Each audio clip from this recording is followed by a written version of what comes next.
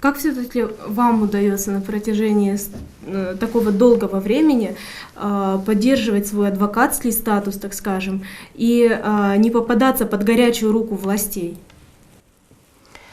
Дело в том, что, во-первых, я никакой политической деятельности не веду.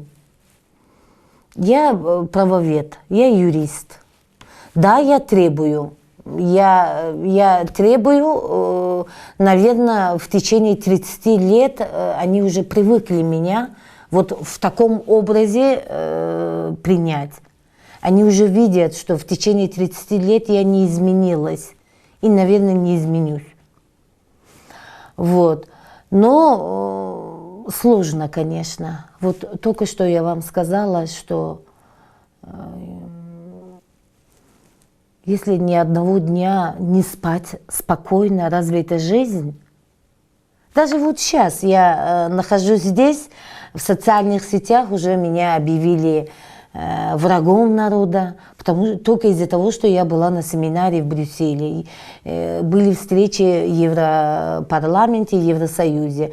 Уже начали обвинять в том, что я продалась Европе, что я не имею права вернуться в Таджикистан, мне нельзя, морально я не имею права жить у себя на родине. То есть вот это моральное преследование, да, моральное давление действительно убивает человека. Поэтому многие правозащитники не хотят заниматься правозащитной деятельностью из-за того, что постоянно морально действуют на них.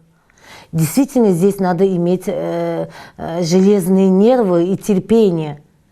Ну, приходится терпеть.